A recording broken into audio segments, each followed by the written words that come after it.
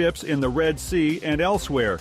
Humanitarian workers struggle to distribute dwindling food and other supplies to hundreds of thousands of Palestinians displaced by what Israel claims is a limited military operation in Rafah. North Korea, already one of the world's most repressive regimes, is steadily adding a slate of digital surveillance tools to further control its citizens, according to a U.S.-based North Korea expert. From smartphones to streaming devices to traffic cameras, technology is becoming more prevalent. U.S. airlines are suing to block the Biden administration from mandating greater transparency over fees that the carriers charge their passengers. The airlines argue that a new rule would confuse consumers by providing them with too much information during the ticket buying process.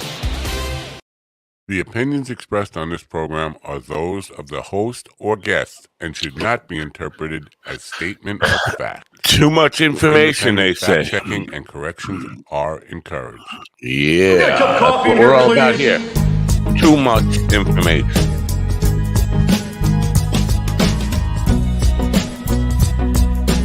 You idiots don't need all the info. You'll just get confused. You're stupid. Stupid people. Get on the plane. Get on the plane. Get out. Damn good coffee and hot. Oh, he's rushing through it like a Russian. Out of My dog is your mind's best friend. Oh, I have to do this. Wake up, America. You've got a dog that needs walking. That's right, sunshine. Just put on a big pot of strong coffee and get ready to type your little hate mail with your opinions about kumbaya and flat earth insanity. Stand-up comedy? You want stand-up comedy? Well, we've got sit-down comedy. It's time for Coffee with a Dog. You make me laugh.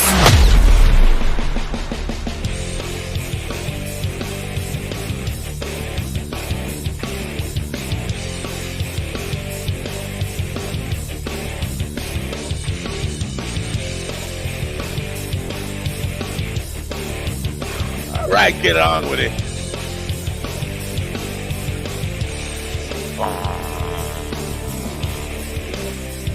Makes me want to have a gun.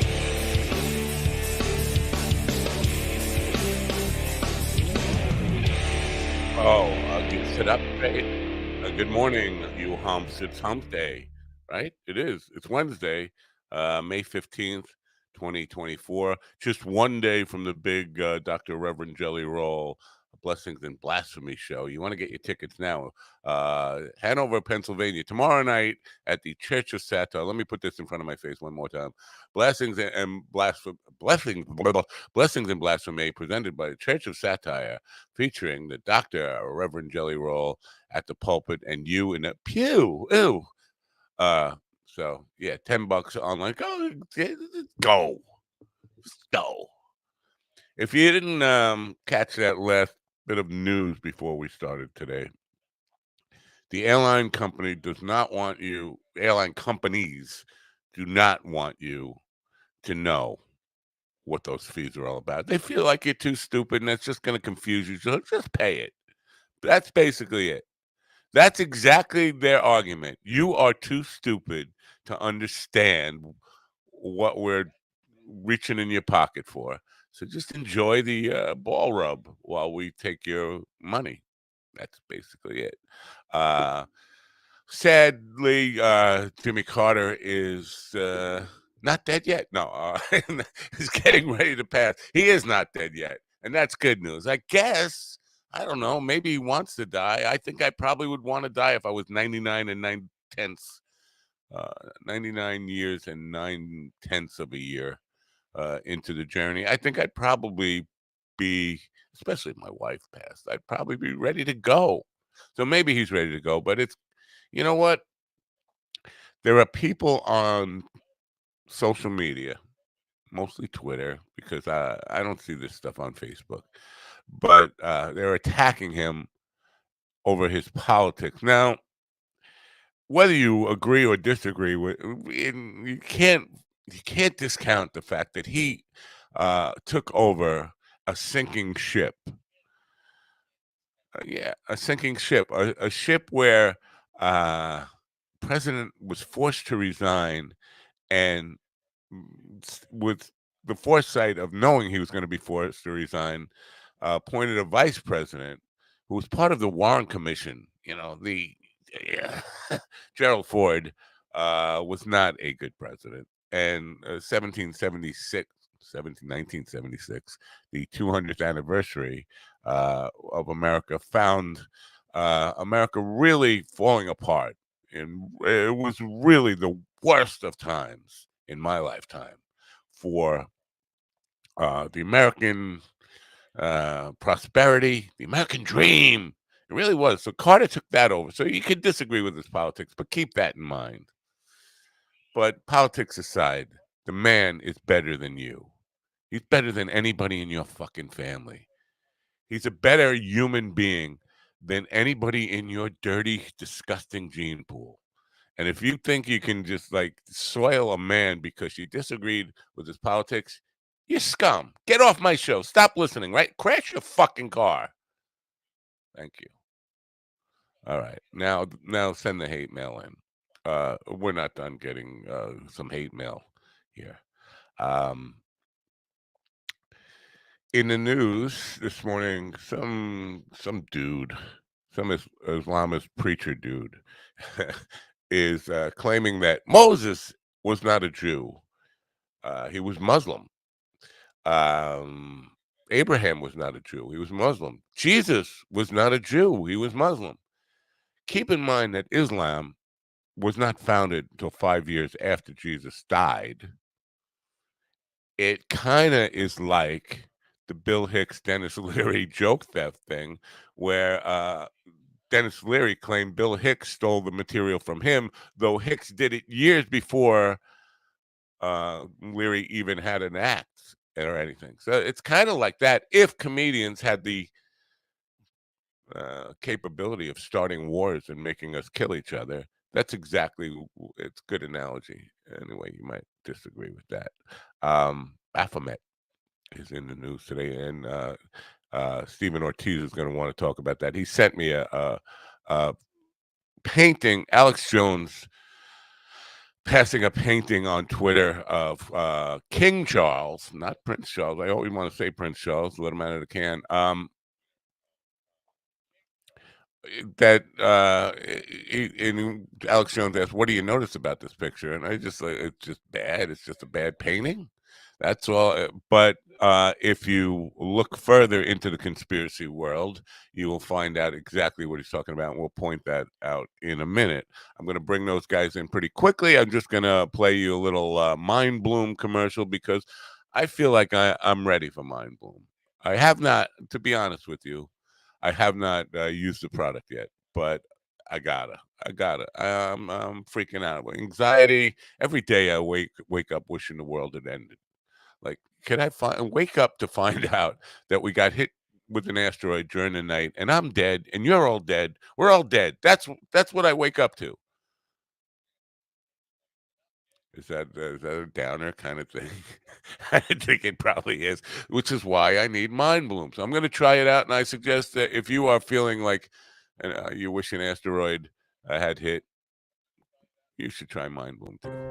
Mind Bloom is helping people achieve life-changing clinical and personal breakthroughs, alchemizing both the psychedelic medication, psychiatric care from psychiatric clinicians, coaches, we call psychedelic guides, and a lot of content and meditations and programs into this really transformational experience that, because it's delivered at home, costs a lot less and is a lot more convenient for people to receive.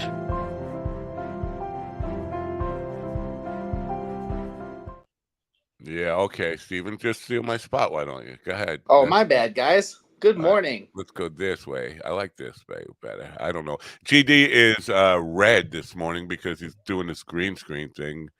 That I don't know why white people don't turn red, but okay, go ahead. You do your little thing. Good morning, America. MindDogTV.com. Memorial Day is so close, I can almost smell your meat. And I can't wait to taste it. Speaking of good taste, Come to minddogtv.com for all of your cookout needs. I got your briquettes right here. Oh, I got your briquettes right here. That's it. Said it wrong. minddogtv.com. Enjoy the suffering. I think he meant to say disc tape, not dick pic, but yeah, well, if they can get to minddogtv.com. I did get these server issues worked out, but I have to redo migrations now. So yeah, I could break again today. I'm not good at this. I'm not good at anything. I just want an asteroid to hit. It looks like Ron is back at work. Congratulations on the new job, Ron. Where are you working? He's HR at that guy Discount Tire. So stiff. You're muted, buddy. He's a muted HR guy. Yeah, I'm in HR, and I promote sexual harassment throughout the company because why not? You know, we need to have fun at work, people. That's what I'm saying. We need to have fun again. All right. Is that a small child behind you? Small people. There's kneeling. Distance makes them look smaller. Plus, I thought they were children too for a second. That was weird. Plus, that girl looks like she's being sexually harassed at the moment, or she's in sexual harassment training. She's actually going through training with the guy next to her who's talking. Yeah. No, see, you got it wrong. You got it wrong. The guy right here behind me, see, he likes to show his dick a lot at work, and so these two people back here, they came to me and like, oh, he keeps showing his dick. It's like, shut up and get back to work. Fuck them all. No, sexual harassment. That's my favorite kind. Yeah. You guys you guys like the fact that the airlines say you're too fucking stupid. You stupid fuckers. Just pay. Why do we have to explain why you're paying, what you're paying for? Anything on that? They do what they want. Yeah, I can't believe that it's not like as bipartisan as the TikTok issue. Okay, I mean, by TikTok is bipartisan. Like both sides have like a good chunk of their people saying TikTok is bad. Let's get rid of it.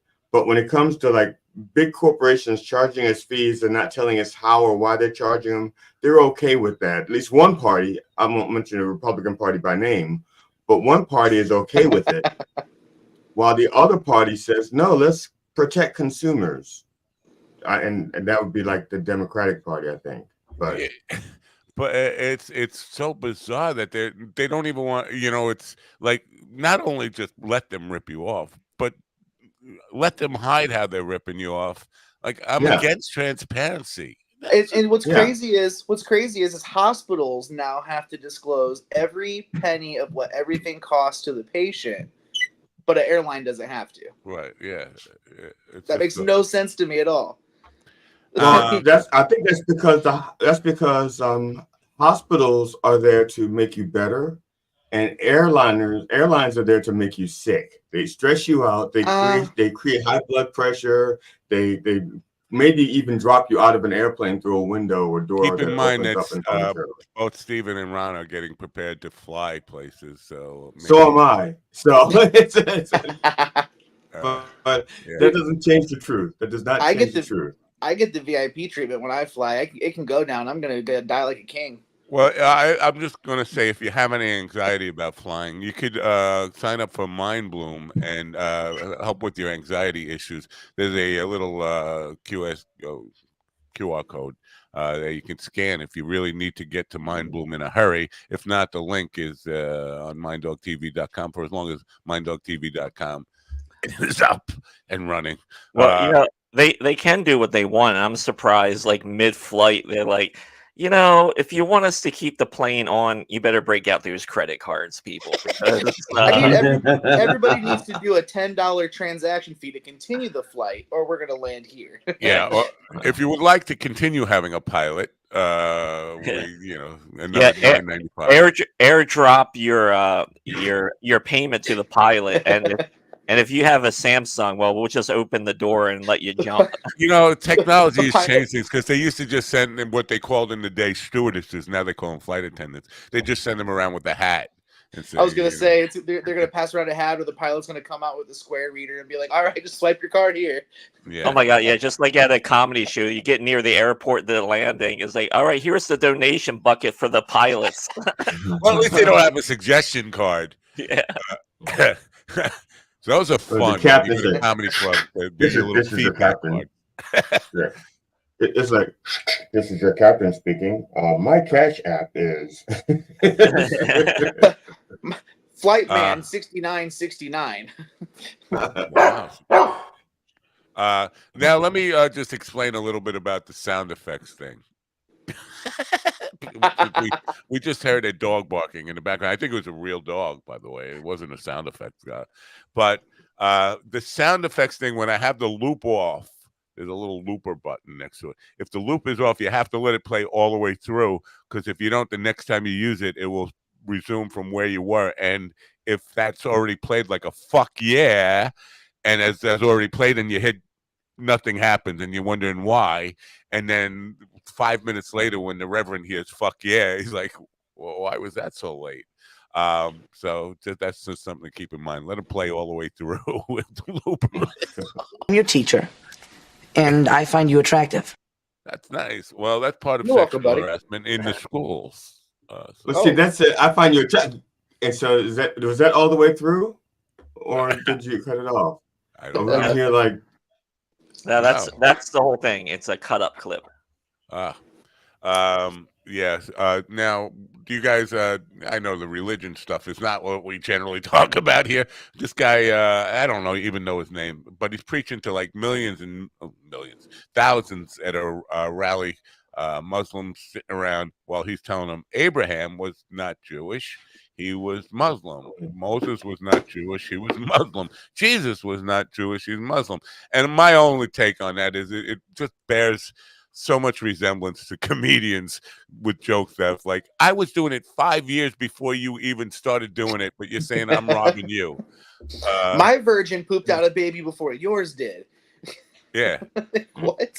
500 years before you I don't understand it, because two religions that are pretty well documented about their origins. One is Islam, and the other one is Buddhism. Okay, like they actually trace theirs back to a historic person, So I don't even understand. I mean, they know, like the Buddhists know when Siddhartha was born. Siddhartha was born, and they know like the exact time of day he became the Buddha. They even know which tree he sat under. They know all that stuff. And same with the Muslims. They know about that Muhammad, his stuff and his wife. And so why, I don't even understand. Well, because the only holes that the Muslims have in their religion are the same holes that it's a religion that Christianity has in their religion, which is the claiming of Moses and of Noah and of Abraham and like some of them, they claim them even though there's no proof they existed either. Wow. Yeah. Moses, I think actually Moses is like in documents in the Egyptian. Yes, but like for example, they like in the Quran, they claim Jesus as a prophet instead of Messiah, but they still claim him to have existed and to be, Right. I mean, the bigger question here, because the more important question is not, that how could it be possible? It's like, why the fuck are you even? What's your agenda here with saying? Right. Yeah, that's all it is. I don't understand. It's so easily disproven. It's Islam wanting to maintain their number one spot on the planet.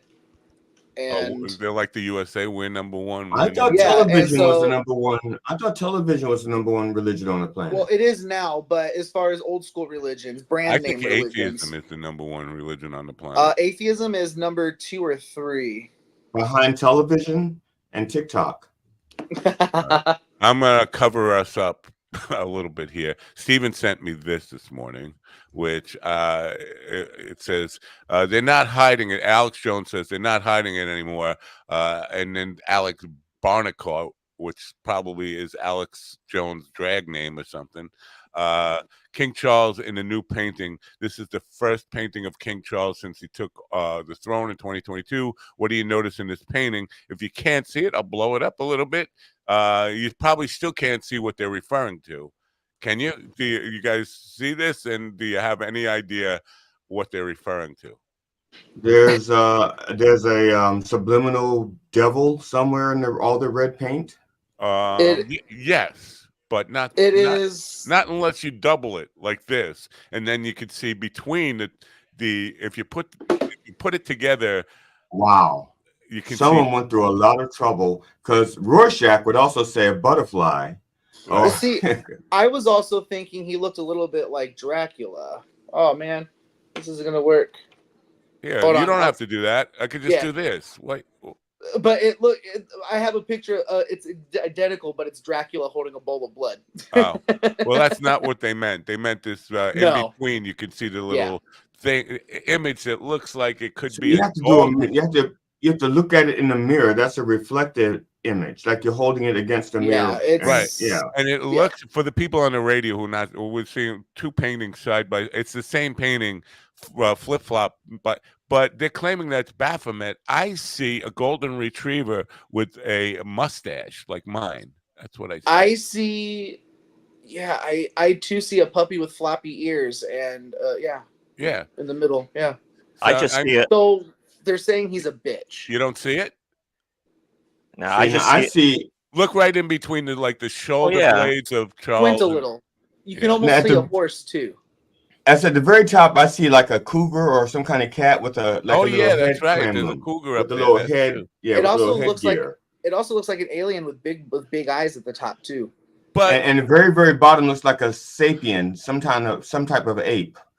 And then if you look in the bottom left corner, it says Epstein didn't kill himself. So for this agenda of the painter to create this image for people to see, he's hoping that everybody will buy two of the painting and put them next to each other so they could stand back 12 feet. Well, buying two of the paintings won't do it. You have to place your painting right next to a mirror, right, so that you can see the reflective side. Yeah, that's right.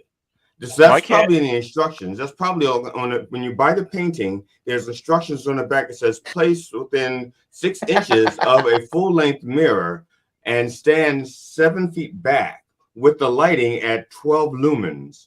So that you can see it correctly. I like to think it was a pop-up book. Really crazy stuff, man. I mean, why don't we just call what it is? It's just a shitty painting. Yeah. I mean, yeah. That was the first thing I noticed when it said, "What do you notice about this painting?" It's like, it's pretty badly done. The face looks good. The rest of it looks like shit. I had to jump into the comments because I thought the same thing. I was like, this is like a really, really ugly painting. Like, this looks nothing like the Queen's painting or anything else. And then I jumped in and then I saw the Baphomet, aliens, all sorts of shit. I was like, you would think a king could do better than that. Could hire a painter who's not. But it's King Charles. It's not just the money. It's not that he doesn't have the money. You have to have the people who are willing to paint that, stare at that face long enough to paint it. He tapped the local special ed department. Well, to be fair, not to be fair, but just to point out that it doesn't look like his face now. It looks like his face 40 years ago. His face now looks like have you wiped your ass yet this morning? That's what his face looks like now. And also, I don't think they had enough room for his ears, actual size on that painting. That's why they dipped him in. Looks like like he's bathing in blood or something as well. But I would hate to think that if Alex Jones dedicated as much energy to doing good as he does to this kind would not make as much money, GD. He could be. Well, it depends on how good. Depends on how good the good is. It depends on how good the good is. I mean, he needs better bits. I mean, he's reverting to talking about a painting. Everyone likes it when he just lies about Sandy Hook. I mean, that's his bit. I can't even do Alex Jones anymore because Steven does it so good. I feel like intimidated by even trying to grumble my voice to it. But it was really, that or a picture of Sandy Hook. That's what we wanted. You want to sell? That's so good, man. I would like. Hey, I like to see a TV show with Alex Jones. Put it like on Hulu or something, and like every week he has to sit down with a parent, and he has to tell them that it didn't happen. Oof, that would be That's so. the show that I would love. But then the parents should have ordered that. Don't forget about the money judgment because he's not going to pay that anyway. But the court should have ordered that. Like daily, you need to sit with these people, and you know what? I would have said you need to be their personal manslave. One day a week for each one of these parents. You need to go. Yeah. You need to do the chores that child would have done had that child lived. And we always talk about Alex Jones. We should be talking about the people that still follow Alex Jones, and we should find out if these people have relationships with women or any other person. Right. Most of my listeners are all straight men. Okay. Alex Jones was not a Jew; he was a Muslim. Whoa! 9/11 was an inside job. Okay, we don't even talk about Muslims anymore. That's send the hate mail there to Stephen Ortiz at Gmail. Care of Alex Jones. The sitcom at minddogtv.com. So no, Stephen, I'm not. I know you probably hate when people tell you what to do in your act, but if you should. I thought you were going to say, "Don't get up." No, you should probably incorporate some Alex Jones stuff. You're too good at that. You're just too good. I'm working on a couple bits actually for it. I'm hoping to whip them out when I go to Iowa. All right. Hey, don't whip it out in Iowa. I have friends there, and they'll see it, and they'll say, "Wait a minute, GD, you work with this sitcom, and you let him whip it out in Iowa? We have children out here. Don't do it." But they're not dead. None of the kids are dead. No, they're adults, but they're still kids. They're their kids, but they're adult kids. If we can move on to the other great impersonation we have on this show. Mike Johnson? Yeah, the Mike Johnson. Well, yeah, good, Ron. Show him your Mike Johnson. It's such a person. I have no personality. I like to watch my son beat off, and he likes to watch me beat off. And come here, son. Come in my room, and let's share adult sites together. But Dad, that's gay. Why are you pantsless? You'll find out in a second. I was actually referring to RFQ. Now, this at a RFQ, I don't know, like fundraiser or something. The person speaking, some dude, actually said, God is on our side. We firmly believe that. And I have a song that I wrote probably 6 months ago that I've been trying to record, but I can't sing it. It's not for me to sing. It's like a Bono type. It calls for a Bono type vocal, and believe me, that's not me. But it's called, oh wait, we have a phone call coming in. Answer the call. Hello. Good morning, my dog. All right, RFQ, just hold on 1 second. Let me finish the thought I was just having. The song is called "God on Our Side," and it's about how every major war has been started by idiots who say God is on our side. Now, the man who believes that God is on his side in this next election is with us now, Robert F. Kennedy Jr. Thank you for having me. Yeah. So you believe God is on your side?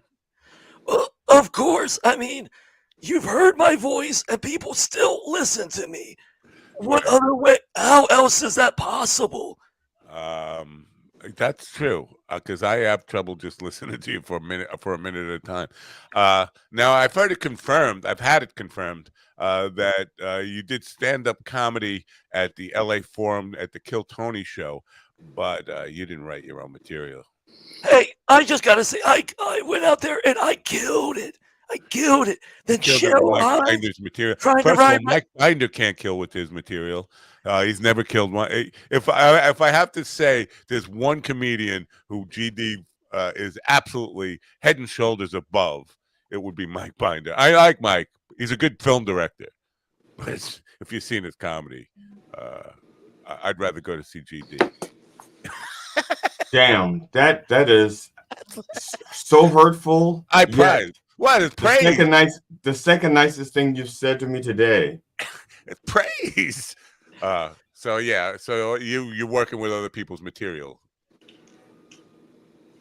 No, I'm talking to you, RFK. I wrote all my material because I'm a funny guy. I'm running for president. That's pretty funny, isn't it? It is pretty funny. Hey, Bob. I heard that you were possibly the second shooter on the grassy knoll. Well, if we're gonna do this, we have to do this. We're moving everywhere. Wait. Now, Bob, I have to ask you, Bob, what's the deal with you guys and losing your brains? I just don't get it.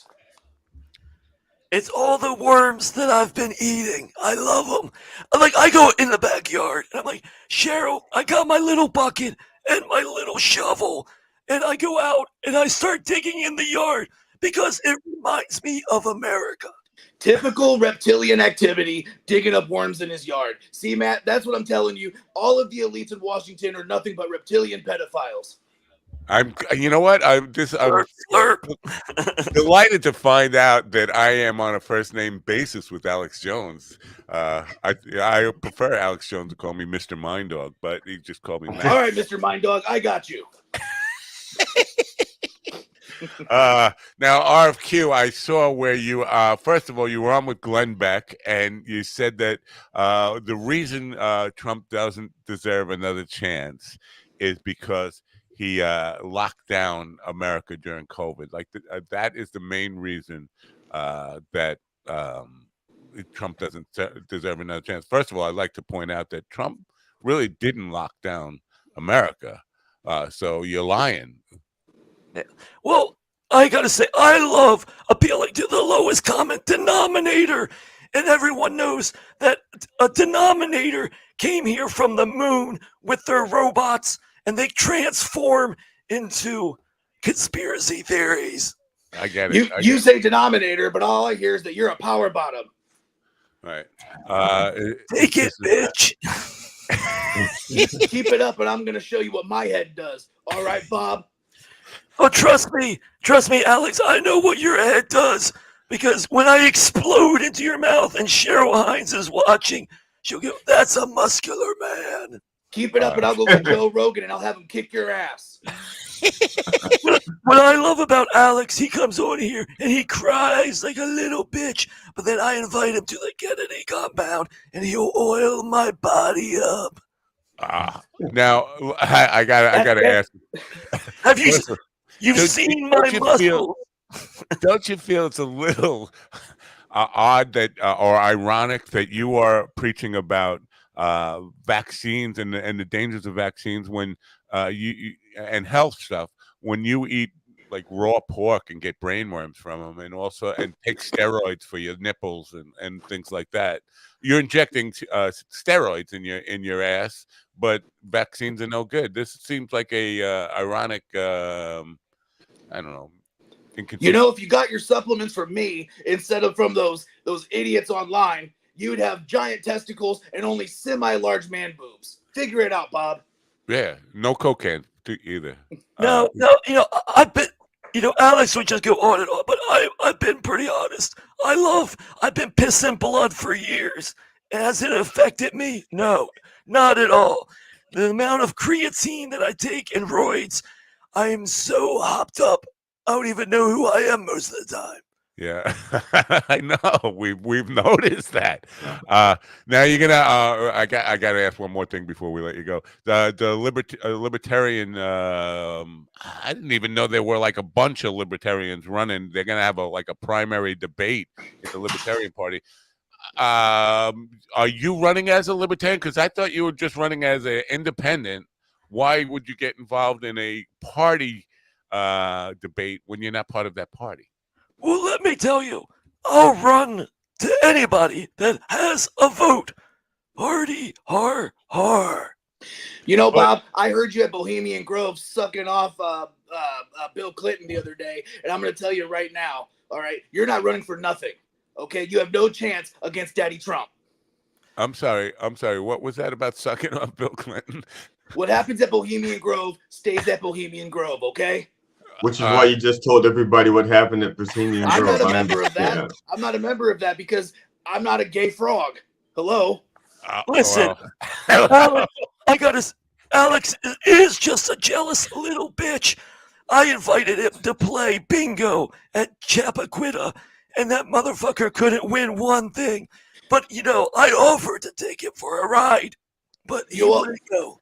Well, I would take a ride with you, but we see what happens when you Kennedys get in cars.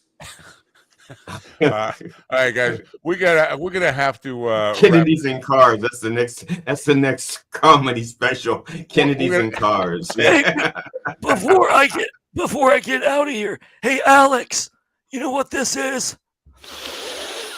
Cheryl. God damn it! I gotta get me some of that Cheryl next time.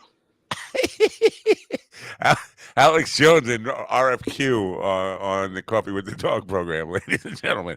Now, Stephen, I think you have to get down to Pennsylvania and Monday night. You guys should that Monday night the bucket show that you should probably find a. I mean, you probably have solo spots, but I think you guys should team up and do a little do a debate on stage, a little duo thing, a duo act. It's too good. Yeah. So, how did Tuesday night go last night? Was it as good as Monday night? No. Well, it depends. It depends on how you see it. If you're going by audience size, Tuesday was just a bit short. If you're going by audience size doesn't matter. Size doesn't matter. It's just tough to get people to come out on Tuesday nights in York. So now, see, on the flip side, Tuesday nights here, when we have an open mic every other Tuesday, our Tuesday nights are pretty good. So that's weird. It's weird how it differentiates like that in different places. Well, I wonder Ron is. was instrumental in helping the Dr. Reverend work some kinks out of one of his games. Oh, well, that's fair.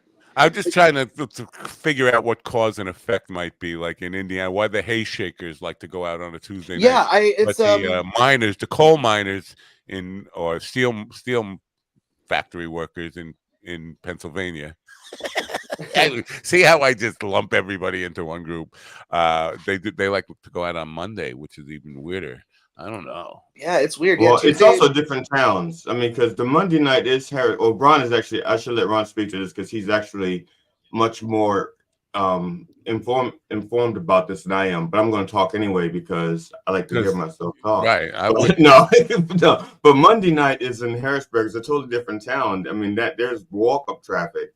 In York, if somebody's walking, they're walking to get drugs. So here, I don't know. I could be totally wrong. Yeah, with here, it's there's really no rhyme or reason to it. Because we also have an open mic every Wednesday, and that's also generally pretty packed. Wow. Like, yeah, I mean, and when I say packed, I mean anywhere from 10 to 20 people that are not comics. Yeah, that's not bad. That's not bad for a Tuesday night. And like GD was saying, like where we are in West York, it's not, the people it's more like residential. There's not like a lot of young people around. That's the one thing about Harrisburg. They're right downtown. So it's more like the audience is younger. It skews a lot younger and things like that. In York, they're like too set in their ways. Like, I gotta go out on a Tuesday night. You know what's weird? Stony Brook University has I don't know how many students they have, but it's a very big university. And in Stony Brook town, there are a lot pubs and little clubs and stuff, and they suffer. The kids don't go out to the local clubs. The kids from Stony Brook University travel 25, 35, 45 miles to other places on Long Island. They don't.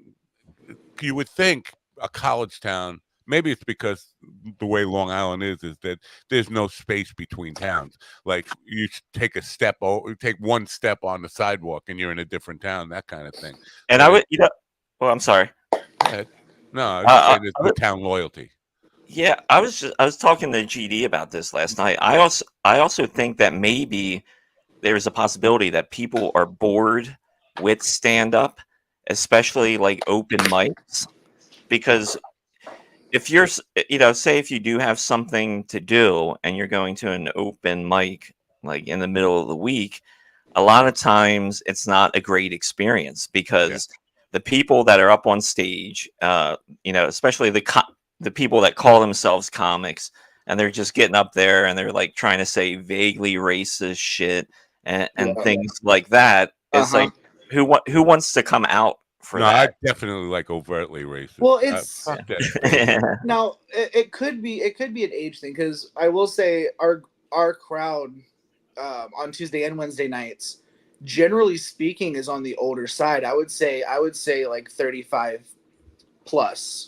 Yeah. For the older, majority of the 35. Holy shit. I say older. Okay. No.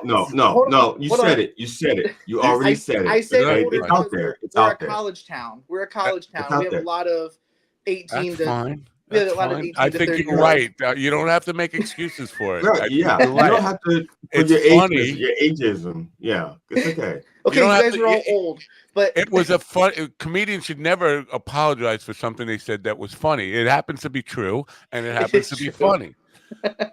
Especially when you're my age, looking back and thinking 35 which is kind of, I don't know. I'm it's like a depression thing. I'm like, I know that it's all like, when I say downhill, I don't mean easy downhill. It's all downhill from here. And I look at young people and I say, damn, up here, I could be that, but this shit is just like falling apart. I think the reason why, quote, these young people don't appreciate what getting old is because when I strongly suggest that if you are in your 20s, you sleep with someone in their 40s, just so you have a perspective that 40 is not old. If you get someone who really knows what they're doing, okay? I'm just saying. But it can be pretty quickly. Because my 40s, I felt like I was in my prime. I was rocking. I was like a buffed rock star. Yes, that's what I'm saying. I'm taking your word for it. I didn't, but I'm just saying that when I was in my 20s, I was sleeping with a 40-year-old. So when I got to be 40, I realized that 40 was not like old. Yeah. But I went from 40 to 50 pretty quickly. I mean, that 10-year, because the older you get, time goes faster. And then all of a sudden I was 50, and 50, I was lying to myself saying, yeah, you still got a little. By 55, I was out of the game. I major injury, and like that was it for me. And my wife will tell you, I'm basically good for a doorstop or, paperweight. That's my purpose in life. Just sit here and make sure the papers don't blow away. That's your job for the rest. Well, and going back to like mics, I think the other reason that mics can be suffering too is because the amount of stand-up that's out there in reels, and everyone that you're going past are like doing crowd work, and shit seems like really fun. Then when you get to an open mic, it's not like that at all. It's, if you're lucky, a few people have come out to see the train wreck, and then you might have, a couple comics. Quality is really important. And yesterday I was in a YouTube creators meeting online, and the guy who works for YouTube, who's in charge of deciding, really, they actually still have humans deciding who we're going to push a little more and get a little more stuff. He said, basically, we go by a lot of different things, but the most important thing is, are people really liking your content? And we judge that by how long they stay on it for. So if you have a short and they're only on there for 15 seconds, where they're saying they don't like your content, no matter how many views you've gotten, we're not going to continue to push it if people are jumping off at 15 seconds, if it's a 60-second clip. If it's a hour-long clip or 2-hour-long clip and people are jumping off after 18 minutes, we're figuring you're not really enjoyable. People aren't enjoying your content. And so this morning I woke up to a comment on a Eddie Murphy reel I did, and the first comment was, "This content blows." And I was like, well, that's my problem. Right there. Well, So, to your point. Yeah, I mean, yesterday I posted a remix reel that I did on Instagram, and it did okay on Instagram. But like right now on YouTube, it's got 11,000 views and like 271 likes. But then on my TikTok, I have the same video. It's over 81,000 views right now. The difference between the platform's reaction to the same exact content blows my mind. It's like they're not different people, because everybody's on everything now, except maybe Threads. I don't know. Why, Stephen? If you're gonna show your tits, at least pull the fucking t-shirt up and let's see them. Yeah, put them out and squeeze them for us. No. Please don't. Oh my He God, blacked no. us out. Don't worry about it. Oh, good. Yeah, but the same. Now you on Threads? Either one of you guys on Threads? I am, but I Yeah, barely, I'm I on. barely use it.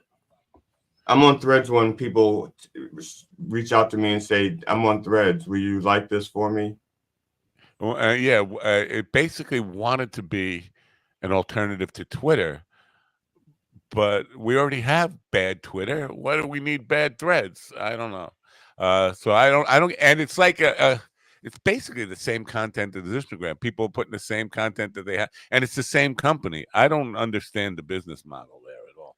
But the only thing that I can tell you that my understanding, like I had somebody reach out to me because they said that you should put your material on Threads because they're more progressive and they'll like you more. That's what they told me because Threads is like more progressive. Like what, Instagram? Because it's Twitter. the same people. Oh, but then Twitter. Yeah. A lot of people left Twitter with nowhere to go, so they went to Threads. That's true. A lot of people took a hissy fit over Elon Musk making it a conservative propaganda tool. Yeah. And Well, I mean, honestly, Twitter has devolved. It's horrible now. I mean, it's never been that great to begin with, but yeah. How can you say devolved? It has porn now. No, it's always had porn. I don't see porn. Oh, okay. I've never It's seen. always had porn. I mentioned I've seen one clip on there, and I mentioned something about it, and then I never saw any again. Yeah, there's so much on there, and then the rest is just conservative snowflakes whining. The porn looks at me and says he can't get it up. So don't even waste your time on that old man. They call me Mr. Softy or Limpy Noodles. So, anyway, so it avoids me. The porn itself avoids me. Are you guys familiar with Harrison Butker? His name sounds familiar. Harrison Butker. Kansas City Chiefs, I guess, place kicker or oh yeah, okay, you're talking about that Butker. Okay, yeah, he gave a commencement speech. Where was the commencement speech? I don't know where it was. But he's talking to a bunch of kids graduating college, and he's selling first a lot of different things. But he said, "Women, you've been lied to. Your degree is worthless. You should not even be getting a degree. You shouldn't even be working. You should be concentrating on your place in the home as a homemaker." Tell women, this is the guy they brought on to give the commencement speech that's supposed to rally these kids up and make them feel good about going out into the world and using their degree for something. You women, you should go make babies and cook eggs in the morning for your husband and make sure the house is clean when he gets home. Not exactly the kind, but it was all this whole hardcore, phony Christianity. This is the problem with Christianity. The people who are most actively vocal about their Christianity never read the Jesus parts in the book. They skipped over the Jesus parts and they use the condemnation stuff and all that stuff, the Adam and the rib story, but they don't really know anything about Jesus because Jesus liked women. He had I don't know if you know this, but he had women disciples, women who followed him. They didn't get the title, but according to, that's scary. Stephen's back with us now. Stephen, you're mute. Yeah. So we were discussing Harrison Butker. You know about him, right? Harrison Butker, the kicker with the Chiefs, who said that women, women should use the homemakers, and use their degrees as like tampons. That's what you should. Now that also depending on which gospels you want to use. Jesus was probably more than likely Jesus would have been married. I mean, probably. Yeah, according to Jewish tradition, he would have been betrothed and then probably married by the time he was dead. And if he didn't, people would be saying he was gay, right? Well, I No, mean, they would just hang say out he was with a 12 deadbeat. dudes. Yeah. And which college was this again? I can't see what college it was, but I gotta see who invited this dude. Frostbite Falls. I shared the story yesterday on Facebook too, because when I saw the video, or I think I shared a video. Either way, I saw it and I was just like, "Oh my god, what a good way to ruin your career!" Like, well, if he's a place kicker or No, he's probably got mild CTE, and he's probably had it for a while. So, as a kicker, though, I mean, you still got to practice and get knocked around and shit like that. So, yeah, but he might just be a dumbass. oh, I'm sure that's part of it too. I mean, the first thing is when they say, "Oh, our commencement speaker Benedictine College from the NFL." Yeah. I mean, right there, you're setting the bar. Super Bowl champs. Yeah, I'm thinking he wants out of his contract, and the easiest way for him to get out of the contract is to say something really stupid. Get canceled? No way. There's a kicker because listen, he's a kid. Of all the players on the team, he's the last one that I want to hear anything inspirational from. Yeah. Okay, he's nobody knows his name, and now he's giving a commencement speech. What? Because he's got Super Bowl in front of his name. So does Michael Vick. You don't see me inviting him to a college. But at the same time, even Patrick Mahomes was probably like, why are you the commencement speaker? They're probably like, this guy. Yeah, send Taylor Swift's boyfriend. At least he has notoriety. Benedictine. In fairness of Mike Vick, he was the speaker at an obedience school. Just so the dogs knew. The dogs knew. I also heard he ran a mentor program in prison. So I think Ron has kind of dropped the ball here, so I'll do it. Yeah, I don't know. It's just, but that was the women's stuff was the least of the stuff he was saying. He was basically saying that Joe Biden is got into politics and going Trump versus Biden, and Biden isn't a real Catholic, so he doesn't deserve to be on the ballot. Like, do you think Trump is? There is no religious. Yeah, there is, and Trump is such a real Christian. Yeah, it's that besides the whole separation of church and state. Listen, when Trump started quoting the Bible, and he was like, "Well, in second opinions," you knew he was wrong. You know.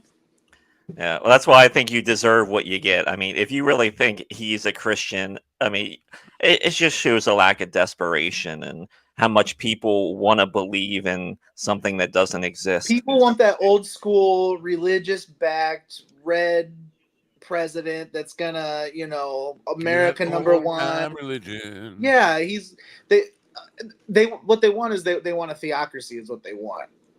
Well, during the 1980s, we had a resurgence of this, televangelism stuff. I wrote a song called Old Time Religion. It was about Jerry Falwell taking over the PTL Praise the Lord, which was Jim and Tammy Baker's thing. But Jim and Tammy Baker, Jim was fucking, what was her name? I can't remember. Not Tanya. I forget, but she became a porn star, and he had a harem, so he had to step down from PTL. Jerry Falwell took that over for a while. Jimmy Swaggart was in Louisiana, caught paying young boys to suck him off and smoke crack. Oh. Having his televangelist, and then Oral Roberts claimed that the Lord told him to run for president, and he ran for president and was humiliated. But it was all that stuff rolled into one. Is we got hit, and I think we're in that period now where it's just like all these phony Christians are just. Well, it's kind of funny that you see from any industry, like for example in comedy, we're seeing this right wing swing, right? And it kind of going hand in hand with this resurgence of people who are wanting Trump back. They want the old school Republican back in office because they think he's going to save the day, and it's all kind of going hand in hand, and it's super scary, man. We're going to get back to an even worse place, and our country's due for a collapse anyway. So whatever, it's fine. Well, Jessica Hahn was. Yeah, thank you very much. Yeah, man. I knew there was an H. I thought for some reason it was Hart, but then I said, no, that's Gary Hart. Yeah, and So then she that's was on not Howard Stern like every day, and then she was in Playboy and whatever. She was a local girl, by the way. She was Massapequa from Jerry Seinfeld's hometown. Well, Republicans destroyed their party once they got in bed with the evangelicals back in the 90s, and now it's come to a head because they're behind that dummy Trump. Wait, pun intended or not? No pun intended. Come to a head. I'm sorry. So now they have this idiot that like some people want to say that he's a god, which is funny. I mean, if you're going to be a god, you're going to pick a big jello piece of shit like that guy. Do better then. Do better. You haven't seen the portraits of him. He's buff. He should have long blonde hair, muscles, and things. I mean, if you're going to go full religious and the full Jesus experience, he's got to be full white like Jesus was because he lived in the desert. So that makes sense. He's got to have long, blonde, flowing hair. That way, when he comes into your bed at night and takes you from behind, it's sexy. In all fairness, Jesus, according to third opinions in the New Testament, Jesus actually used SPF 50. Which is why he was so fair-skinned. Yeah, he was anointed with the oils. Was that in first opinions or second opinions? Third opinions. It was third opinions. Okay. Third opinions. New Testament. Yeah. That was right after "Thou shalt not come inside her." Right. For those interested, it says a double dose of comedy on the promo for this show. It's actually a single dose of comedy. Stephen Mays, who was from Houston, Texas. Listen, it's my fault. I fucked this up. I booked both of them for 10:15, thinking one of them was for 9:15. And so when I straightened it out, Stephen said, I'll need to reschedule because I can't do 9:15. So he'll be rescheduling. We will have Dr. Holly on at 10:15. She's a Philadelphia-based comedian, but I believe she's going to be in Ron's neck of the woods. I think that tomorrow night. Let me just check this because and we'll ask her about when she's here. But I think oh no, she's in Michigan and Detroit tomorrow night. But oh no, this is all Philly stuff. But Baltimore, Maryland next month, and so that's actually. GD's neck of the woods. I don't know how. Yeah, where's Baltimore? Not where's Baltimore. Where in Baltimore? Fam Fest 622. Fam. I guess that's Family Fest. Fam. It's not Famine Fest. Let's have a big. No, actually, it is. It's Famine Fest. It is. Oh, hey, when we had Lana on last week, I guess. Yes. Yeah. So I've booked her for a show in September, and she's coming to Williamsport in September. Wow, very cool. Right. Hell yeah. You get some of that Ukrainian bagel love. Oh, so welcome to Mind Dog Creepy Radio. You want a real everything bagel? There's one ingredient it's missing. It's missing Alpha Brain. $9.99 on Infowars.com. Matt, I don't know. Matt, I don't know what you've done with GD's show, but it's taken a very creepy turn. Yeah. I know. I don't even know how to take it back. I don't even know if I can take it back. I think I've been just totally removed from the equation. It's been soiled now. What I love is whenever Steven does Alex Jones, his eyes get this like fucking vacant Alex Jones kind of look. I know. like their brain just disappears behind the eyes. I don't know. It's very weird. I know. I got to go to a weird, scary place to do that voice. Yeah, well, that's the mark of a good impressionist because a good impressionist does all these physical characteristics to kind of mimic the person they're imitating. Let's get through the news really quick if we can, and then Alan, take it away. And don't play that stupid music. Oh, you're playing that stupid music.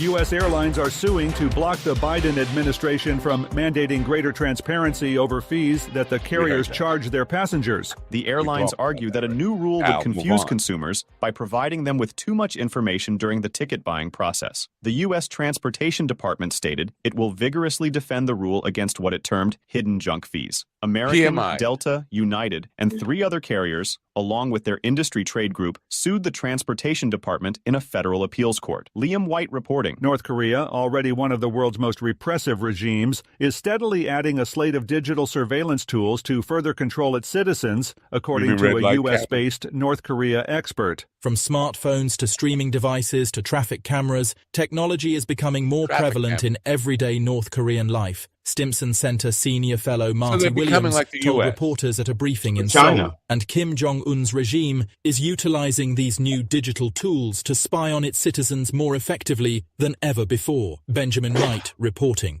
Humanitarian workers struggled to distribute dwindling food and other supplies to hundreds of thousands of Palestinians displaced by what Israel claims is a limited military operation in Rafah. The United Nations Agency for Palestinian Refugees stated that 360,000 Palestinians have fled Rafah over the past week, out of 1.3 million who were sheltering there before the operation commenced. Most had already escaped fighting elsewhere during the 7-month war between Israel and Hamas. Joseph Eckerson reporting. The United States urged Iran to cease its unprecedented transfer of weaponry to Yemen's Houthi rebels, enabling their fighters to conduct reckless attacks on ships in the Red Sea and elsewhere. U.S. Deputy Ambassador Robert Wood told the UN Security Council that for progress toward ending Yemen's civil war, it must collectively call out Iran for its destabilizing role and insist that it cannot hide behind the Houthis. Wade Addison reporting. Mike Tyson. This is the latest. That's how you know it's a virtual voice. Houthis. Everybody knows they're the Houthis. Everybody.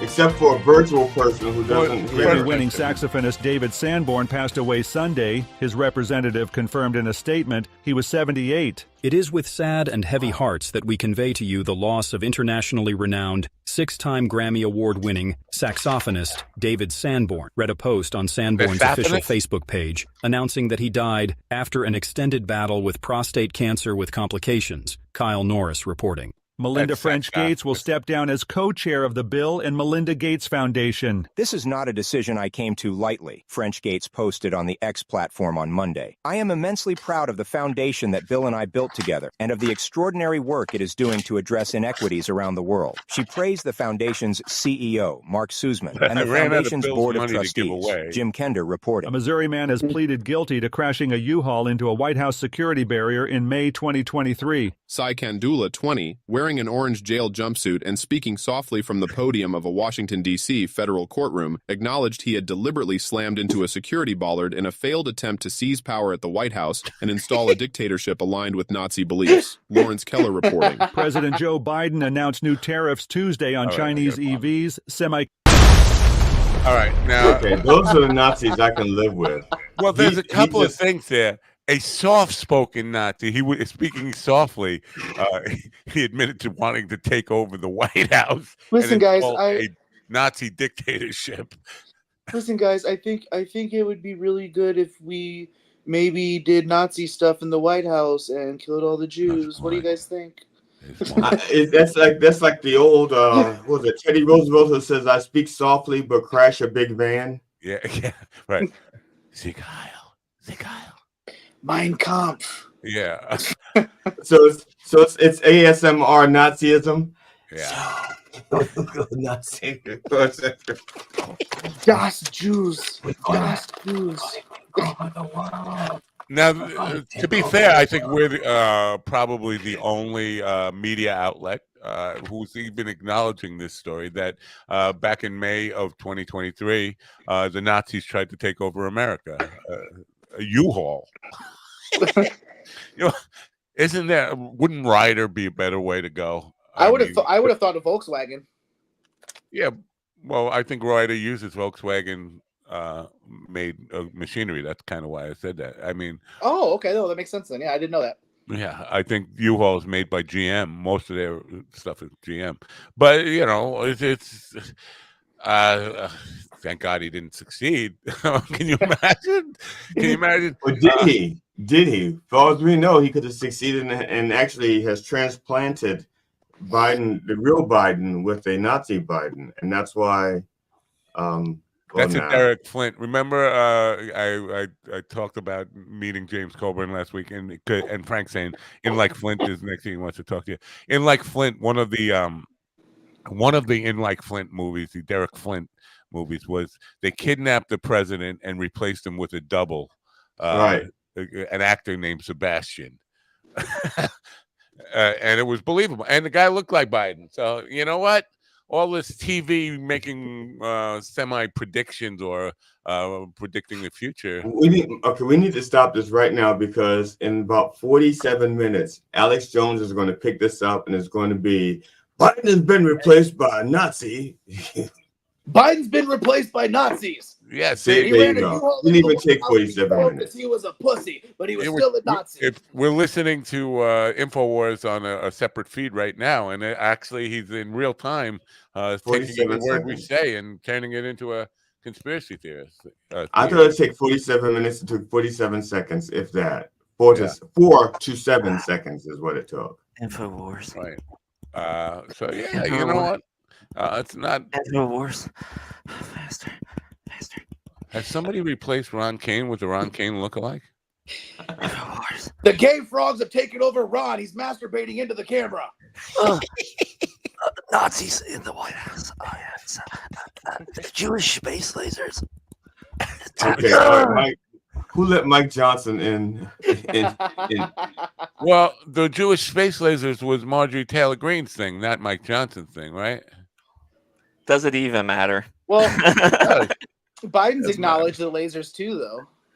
They're still stroking around the same Trump penis. They're still stroking the same Trump penis, so it doesn't matter. Oddly, Mike Johnson went to support Trump yesterday, but did not go in the courtroom because he's afraid of him. Oh, what about what about Sam Menendez? That trial is happening now. Bob Senator Menendez. Yeah, Bob Menendez in New Jersey. Yeah, well, he's been tried before.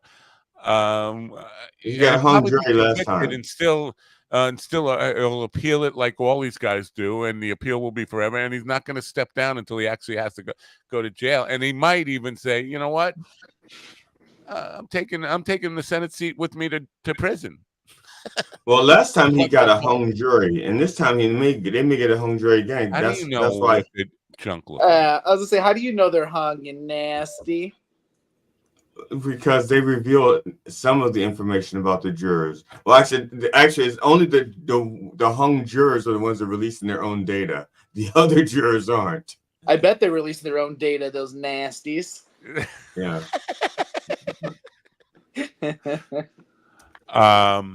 Speaking of jurors, yeah. So why did you bring up the Menendez thing? You have thoughts on that, Ron? Do you think he's going to get? He obviously guilty, right? I mean, they got the goods on him, gold bars and all the. Well, it's I think it's a big story, and it's just being because of the Trump. Nobody's talking about it. Yeah, no one's talking about it, and it's just as bad as the shit that Trump's doing. I mean, it's crazy. It's like the whole gold bars, and I'm going to blame my wife. And yeah, the only thing that's not as bad. Yeah, the only thing that's not as bad is that Menendez didn't do that to become a senator. Once he became a senator, he goes, I can get all this extra shit. Trump got his way he became president because of all the dirty shit he did. Yeah. But in one sense, it's worse than Trump. Well, let me. So far, it's worse than Trump, and I don't mean on the individual part. I mean on the part of the electorate. The people knew he was guilty the first time he was caught with his hand in the cookie jar years ago, and then kept electing him. So that. Well, technically they knew he did it, but he was not declared guilty. I thought he got a hung jury.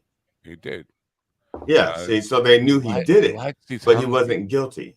Yeah, I'm just saying. They knew he was guilty. It's like OJ. We all knew. I think most sane people would agree that because there are still. Yeah, he did it. He did it. Yeah, we all know he did it, which is why I never voted for him for office. Right. No, Trump's going to get acquitted. What do you say? I hope not. I'm not shocked. I'm not shocked. Well, obviously, well, I shouldn't say. I don't think he's going. No, there's no way he's getting acquitted. That's not possible. Yeah, he is. Oh yeah. No, because you have to have like 12 jurors to acquit him. There's not 12 idiots out there. No, you have to have 12 jurors to find him guilty. One to vote for acquittal. One doesn't acquit. One just gives him a hung jury. No, not in New York. That's not the case, man. One says no, he's not guilty. He's found not guilty. New York is a fucked up place. Yeah. He's going to be so. Whether you want to say because the end of the verdict is not guilty. That's whether you want to call it an acquittal or a hung jury. He's not guilty and can't be tried again. Double jeopardy. I think first of all, I don't know that these jurors are sequestered, right? So every night they're going home and hearing the alternate reality that no, they're not. They're told not to do that. They're told not to. Don't argue with me. They're told not to, but that doesn't mean they're not going to. When I tell you not to do something, GD, don't argue with me. Okay. No, you're going to argue with me. No, because yes, I'm a good. See, you're arguing with me right now. No, that's not arguing. That's agreeing with you. Don't argue with me. Don't make me turn this show around. Right. The show has already been turned around and it's heading in the wrong direction. It's heading into a wall. Yes, basically, you can tell the jury not to pay attention, but they're gonna get. They don't do it. Once you tell a jury not to do, Those guys, those people were on Twitter when they hit the car. Remember when I told Willie not to go to the Amityville Horror House? But he's not a jurist. The first thing he did. But he wasn't a jurist. If he was on a jury, he would have listened to you and not win. It's 12 Willies, 12 angry Willies. High school. Yes, that's what I was going to go right there. To the same building, to the exact same building. So yeah, it's near the airport. The court is near the airport. So, but no, I first of all, so I think even if they're not subjected to the alternate reality, what are the chances that 1 out of 12 of them isn't like Sean Hannity mindset? I believe it. It's likely. It's likely, especially with Trump with having this weird savior complex with the way the country is right now and how people are perceiving Biden. 100% it's going to happen. And the part of it is these people are just spinning and the absolute complete lies about when I say these people, the pundits, the Fox News people, Newsmax people are saying Trump hasn't even been told what he's charged with. They haven't even said what the crime is. And people are believing that. Because the more and they just keep saying, everyone's saying it as if it's true. And of course it's not true. You know what you're charged with the day you get indicted. There's no fucking ambiguousness about ambiguity about what you're charged with. People know what they're charged with. They haven't even said what the crime is. Yeah, we know the crime is using campaign funds to buy silence and basically win the election by cheating, using campaign funds to pay off a hooker. Porn star. But the people that are saying that he doesn't know the charges, they're half in the weeds. They got up to the edge of the weeds, and then they just didn't peek in there to get the rest of the information.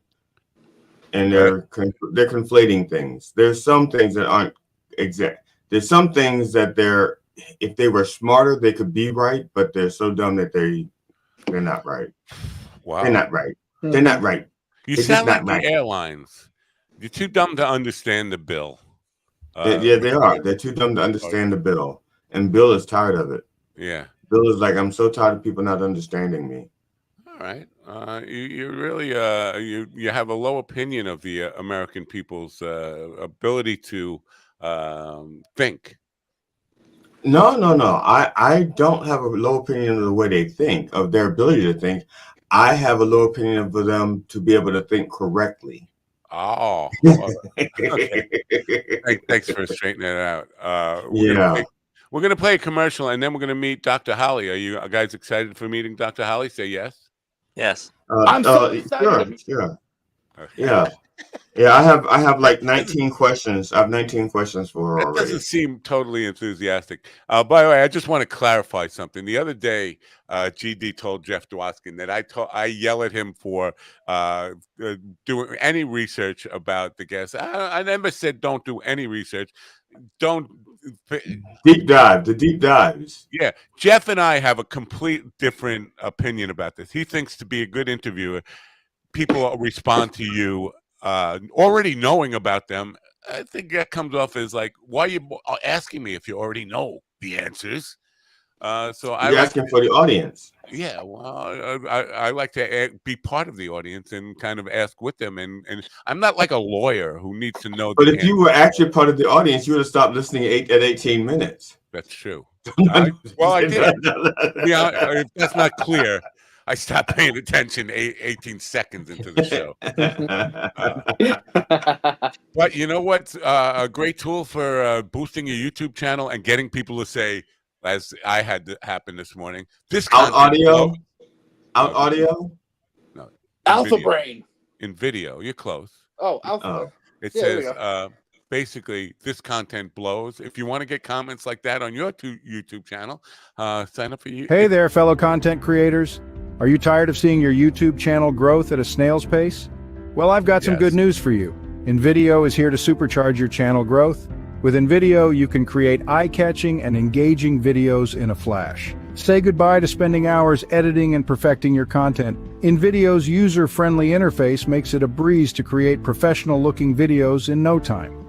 But that's not all. InVideo offers a treasure trove of customizable templates, so you can easily tailor your videos to your unique style and brand. Stand out from the crowd and leave a lasting impression on your viewers. And the best part, InVideo is not just a video editing tool, it's a one-stop shop for all your YouTube needs. From creating thumbnails to adding subtitles, InVideo has got you covered every step of the way. So what are you waiting for? Give your YouTube channel the boost it deserves with InVideo. Join the ranks of successful content creators who have used InVideo to skyrocket their channel growth. Trust me, you won't regret it. I trust you. I know the problem is me. I don't know how to use the tools, but you know what? I'll figure it out.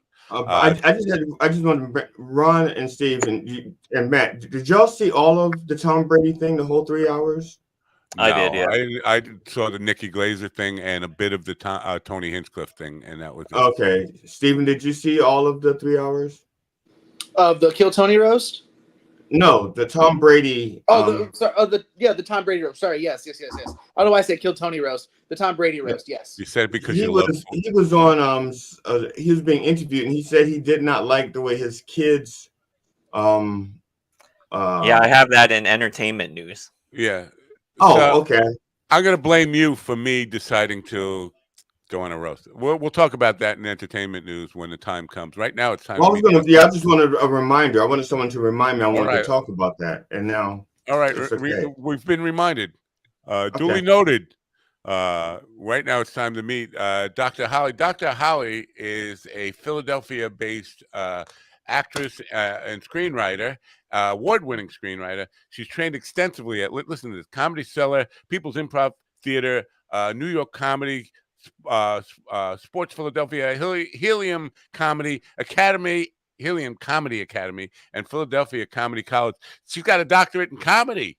Let's welcome her in right now, Dr. Holly. Welcome to Coffee with the Dog. And Ron is stealing my spot again. That's a lot of studying for comedy. Why did the chicken cross the road? Oh, that was hilarious. I'd never been told I had a doctorate in comedy, but I'll take it. I'll take it. No, your doctorate is in psychology, right? Or No, so I have a master's in counseling, and I specialize in addictions, but my doctorate is in education, higher education to be exact. Oh, well, you've come to the right place because we are lacking it. You've met 3 uneducated adults here this morning. Good morning. And I was too high, which is why I didn't finish my higher education. Stephen the sitcom Ortiz, G.D. Fenderson, which is a CFH, and if you have a doctorate, you probably know what that stands for. And Ron Kane Comedy, who has an IG in comedy. Okay.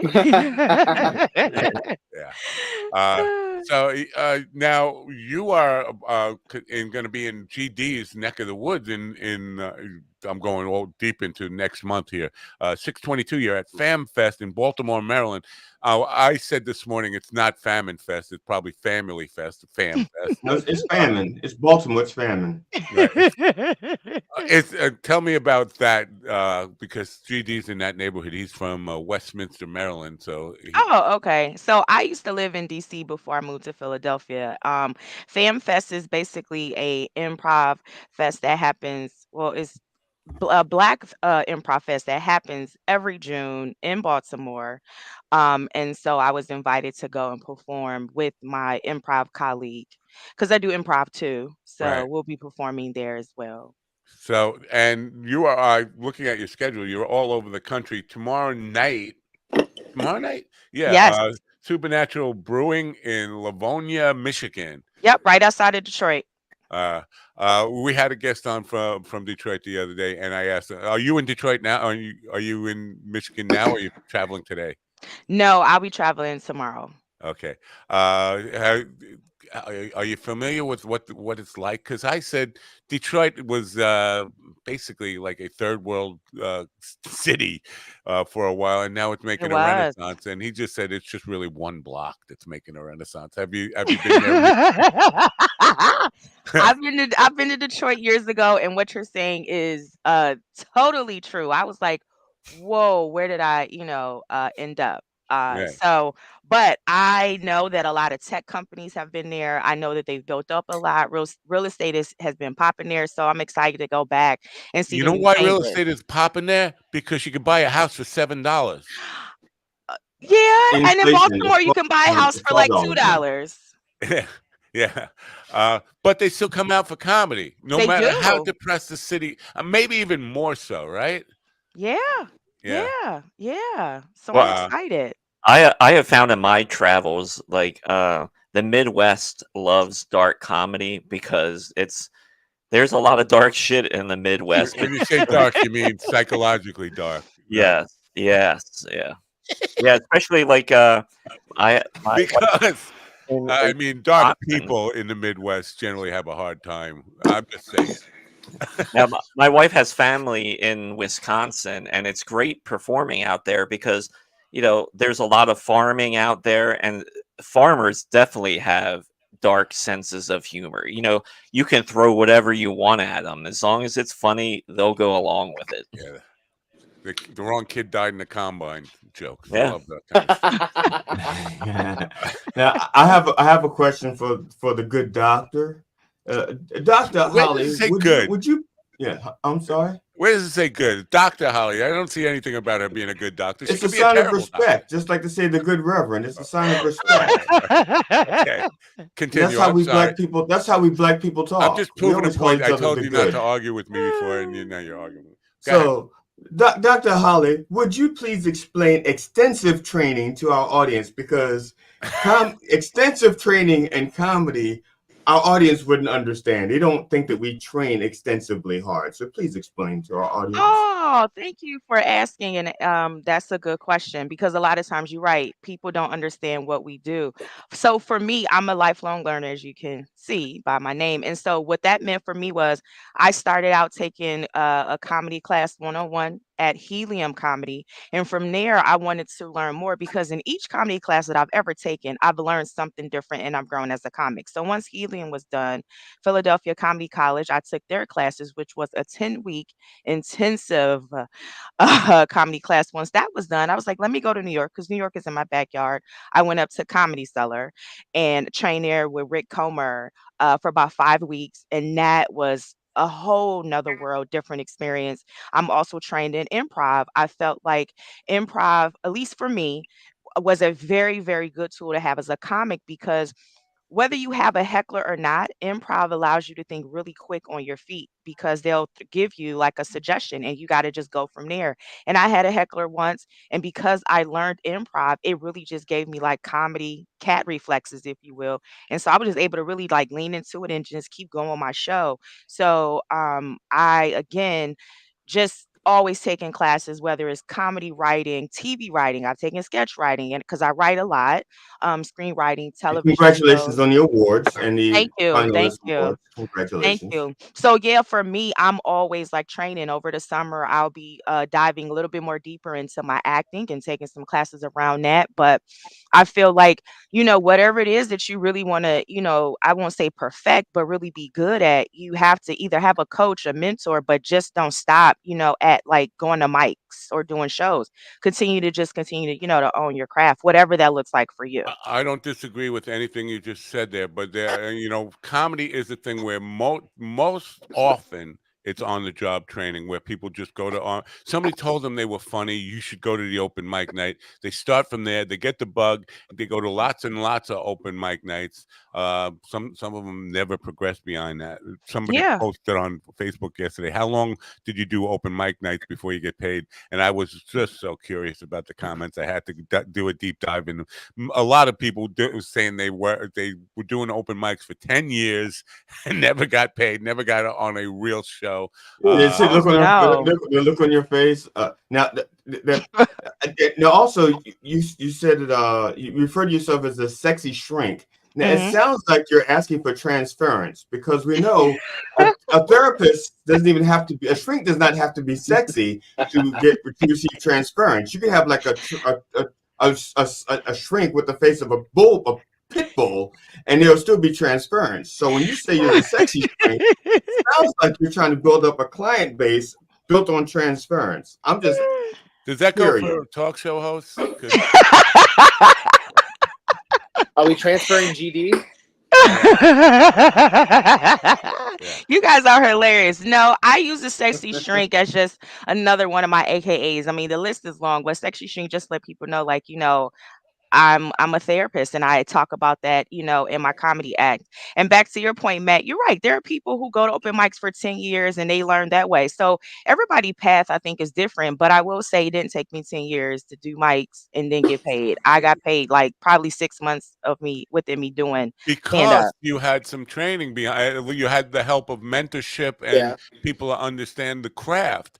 And I think that was the point I was trying to make. A lot of these people who get into it, they have disrespect for anybody who takes a comedy class. Like you can't learn to be funny. No, you can't learn to be funny, but you can learn to be a professional in your presentation and all that kind of stuff. And I think it's important for people to hear that, even if I say it like a broken record over and over. Yeah.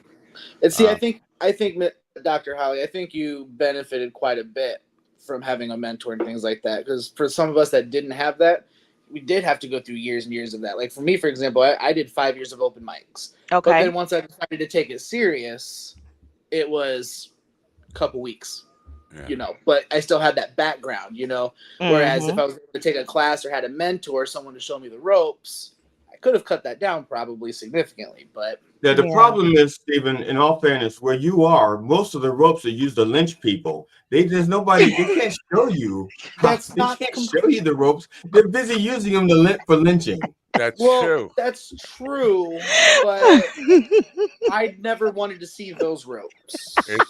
I'm just saying, but they weren't available to you. Even if you wanted to see them. Well, they were up too high out of my reach. It's funny because it's true. I almost think it's there's like you can have a mentor and do classes, which is if that works for you, and having a mentor would be great. But I think ultimately it comes down to the drive that the person has. Yeah. Yes. You got to be able to fight, and you got to be able to you're an independent contractor, so you got to essentially your operations and marketing together. So yes. And that's true. 100%. You're right. You got to be persistent. You got to be consistent. You got to understand your why. Some people do it as a hobby, and for me, it's not a hobby. It started out as such, but like you said, being persistent and really having a knack and attachment to it, I was like, okay, this can be something I can do full time, especially when you get your first paycheck, right? Not enough to like quit your day job, but it's like, oh, I'm making like some real money here. So yeah, you're right. And a lot of people don't write their jokes. They just go to mics and kind of like, riff off their head. A lot of people don't take the classes, but I think they call we that all have improv. our path. I guess, but everybody I think has their path, and back to what Stephen is saying, if you have that additional support mentorship or maybe a class or two, I just think it does propel you a little bit farther than persons who just only do mics. Absolutely. I don't know. I somewhat disagree with that, just because the reason I say that is because like classes are good. I could see how a class could be good for somebody, but at the same time, too, depending on that person, a class really just kind of just shows you the basic formulas. Like, this is how I'm going to do this. But, if you're going to progress, you need to really learn how to die on stage. I think both can be true. Well, yeah, I agree, because none of my 3 classes were the same at all. The 101 for sure was basic, but my other 2 classes were not like, oh, this is how you write a joke. Yeah. Well, I think at the end of the day, it comes down to the type of learner you are, whether you're a kinetic learner, a visual learner.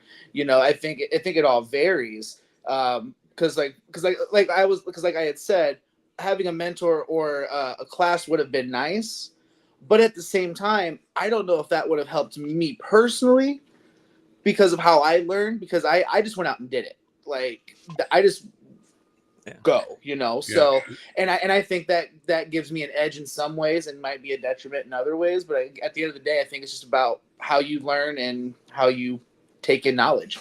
But in this case, I have to, I find myself, and I'm not being a politician here. I think I agree with what both of you said. I think classes can be really helpful for people who don't intuitively figure out presentation skills and all that kind of stuff. And there's a lot of people like that. But I think also there's a lot of absolute truth to what Ron says is about the experience is the best teacher. And you have to do both. I think you have to, if you're not going to take classes, at least you have to be a student of the art form and really take it upon yourself to educate yourself in those techniques and principles that have worked since the days of the court jesters and all that kind of stuff. So I think you're both right. Yeah, and Holly, you mentioned one word that I think is very important for comics to learn: consistency. That is the most important thing, because really, to be a professional, you have to, no matter what fucking happens that day, it's 8 o'clock. It's time for you to get up on stage. You need to be funny, and you got to be consistent. That's, in the end, that's all that matters. Now, Ron runs a couple of. I really think funny is overrated, Ron. I really think funny is overrated. I think you can be a comedian and never be funny. I just feel it in my bones. I've seen. And not only do you feel it in your bones, you demonstrate it every time you take the stage. And it's reflected in my bank account. It's reflected in my bank account that you can be a comedian and not be funny. Right.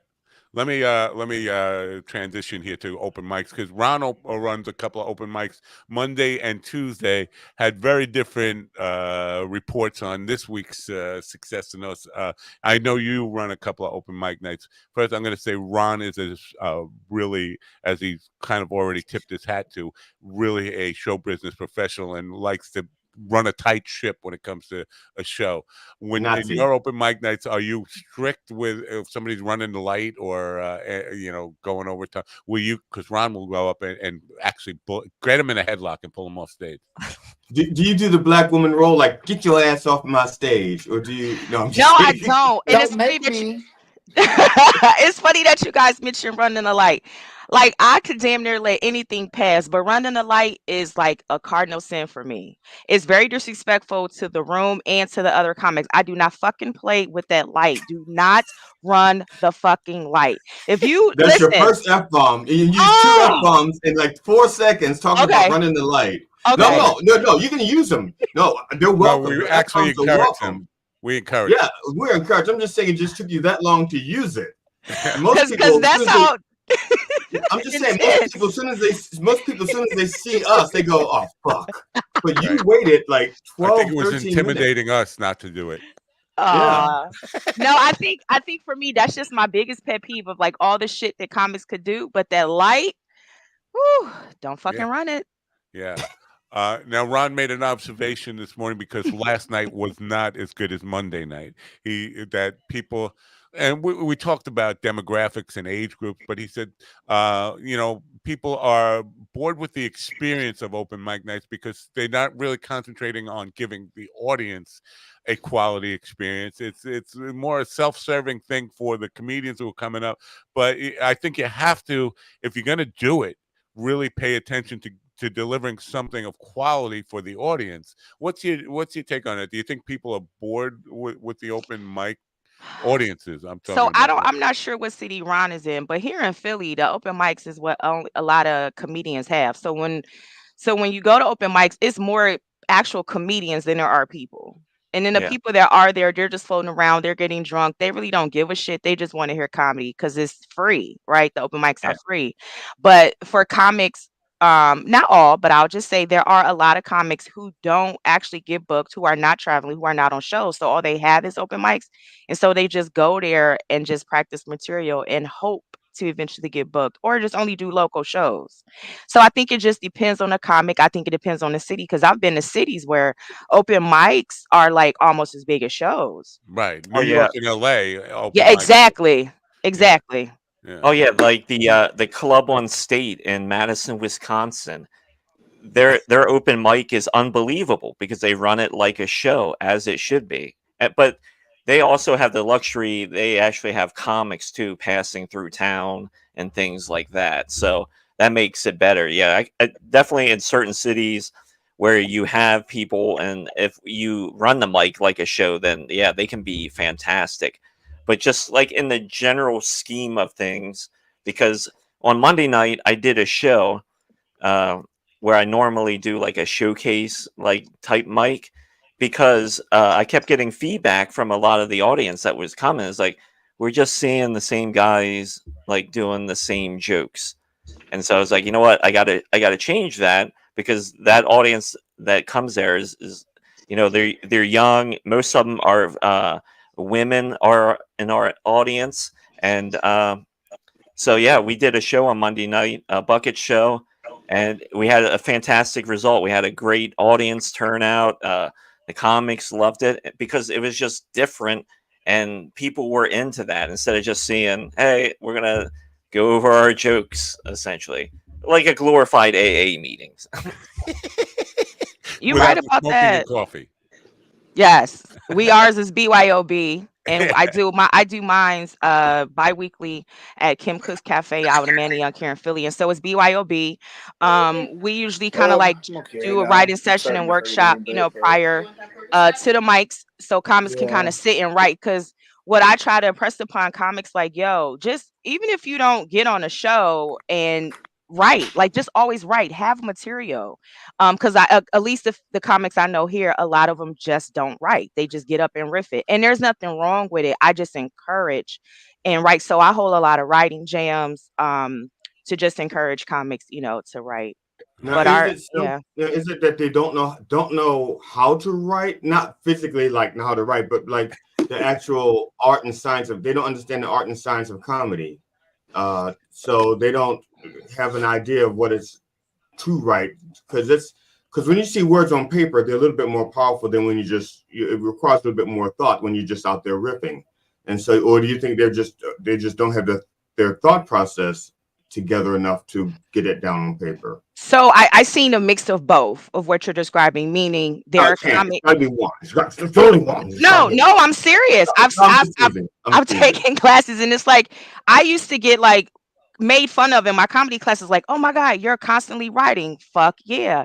And then it'll be like, like you said, they don't really know the art of it, like how to like develop and write. So they just put whatever. And then there are some people who will say, oh, I don't need to write my jokes. They're here. That's not my process. So when they do go to perform, they just, again, perform. They don't write it down. Right. Now, whatever works for you. I think a lot of people. Since you're asking. She asked me what question, Matt, why you gotta interrupt? She asked me a question. Good God, never mind. I'm sorry. I'll answer it later. call me. No, forget it. She wants to know what works for me. Was the question why you look like a white dude with a really bad sunburn? I blame it on the 27% European. Yeah, I am not European. You look more like Chippewa. Yeah.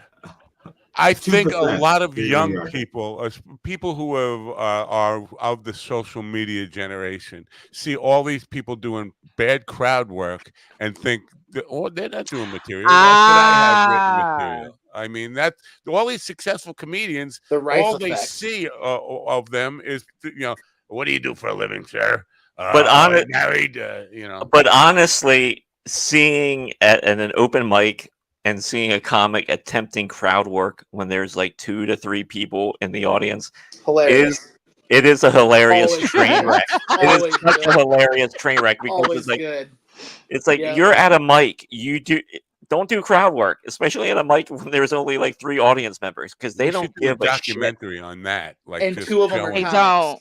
Ron is right. They don't give a fuck, especially if they're drinking or just, whatever. They don't give a fuck. And definitely don't do it with issues just all comics at an open mic. Oh, God, no. Oh, Holly, I have... it's hard to do open crowd work with comedians who are probably better than you. You're asking somebody who's a pro to heckle you. Yeah. What do you do for a living, sir? Your job, but better. That part. Holly, I was a few months ago. I was at the Raven Lounge in Philly. I went out there. I went out. Good room. Yeah. I love that room. It's great. It's tough sometimes, but that doesn't bother me. And like I did well that night, and you know how busy that place gets. And so I went out there with this other comic, and he's like, "Oh yeah, I want to go do this," and it was fantastic because he got up on stage, and then things started to go bad for him. Then I'm watching him do some of his jokes because I know what's coming. So I'm just sitting, like everyone's kind of like watching him, like seriously. I'm in the back corner. I'm just sitting there laughing hysterically, trying to keep it to myself because he starts to do this crowd work with this lady in the audience, which he should have never have done because he's like kind of like doing some hacky shit. And she just said something to him. It just destroyed him. And the crowd, they're on her side, and like I'm just like I said, I'm just in the back. Damn. I'm just laughing because I've been there before, like years ago, and you just see each mistake coming, and just watching him just like plummet from the sky. It was beautiful. But that's one of the reasons. That's one of the reasons I get uncomfortable watching the open mics sometimes because you see these guys get up there. And you can just see it coming from a mile away. And once it hits, it's like a train wreck and you can't stop watching, but you want to. Yeah. Oh. Yeah. I think people, okay, let me just say this. Crowd work is great. However, I only use it in a case of emergencies, kind of like that break the glass thing. I don't depend on it at all. I just don't. Yeah. It's like the Bruce Lee biting thing. It's okay to bite if that's your last thing to do, but you don't ever go into planning a bite because you'll lose your teeth. Exactly. Yeah. Going in and riffing and doing crowd work is great if that's the absolute last. And I've done it. I've blanked on stage with 5 minutes to go, and like shit, I got to do something. But man, I couldn't imagine going into it saying like, "All right, I know what I'm gonna do," and there being 3 people. No. Now, Soul Joel's is near enough Philly, right? Have you done that room? Because everybody who I've talked to who've done that room said it's absolutely one of the best experiences in comedy. I have not performed comedy there. I have done their mics, and I've gone to watch, famous comics perform. Because even if I'm not in the class, I always try to catch a show to continue, to be on top of just following the greats. I just saw Tom Green not so long ago, and he was hilarious. That's interesting. Yeah. Yeah. Tom Green was here. I didn't go to see him when he was here. I could have gone to see him, but I thought, you know what? He's been traveling in a van with him and his dog. How good could he be? You'll be shocked. Said he was great. I picked Tom up Green, very funny. I picked up one of his albums on vinyl when he was doing it, but so he laid off for so long. It seemed like, it's like anybody. They just don't do it for long enough. I think he would probably, but everybody who's seen him said, no, he's been great. So you don't think it's like riding a bike? You don't think like if you stop for a while, you don't lose it? You just pick back up? And he did have his dog with him. Not my case. If I don't gig 5 nights a week, if I'm just gigging like 2 nights a week, by the time the weekend comes, we could smell the rust on me the minute I walk in. I was that's interesting. I was very similar, and I was very similar in the fact I did the mics for 5 years. I took a year and a half off for my health to kind of get my health back in check.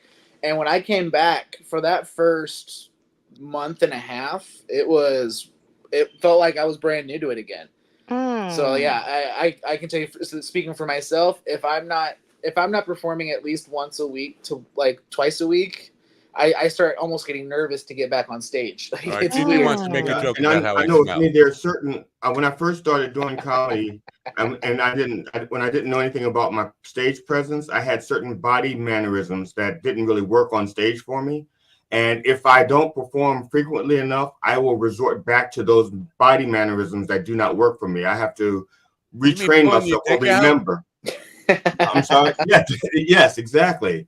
So if I'll have to remind myself if it's been a little while since I've done a real show, I have to remind myself not to do certain things, or so that I don't fall into the habit, because it's all about the audience, and your body language is one of the means you have in which you communicate with the audience. And so I have to have a different body language when I'm a professional comedian than when I do if I'm just talking to someone. Wow, interesting. I've never heard this before. So this is You never good asked to me hear. before. You should have asked me. To your point, everybody who's seen Tom Green on his most recent tour has said he's killing it. He was really. He is so good, man.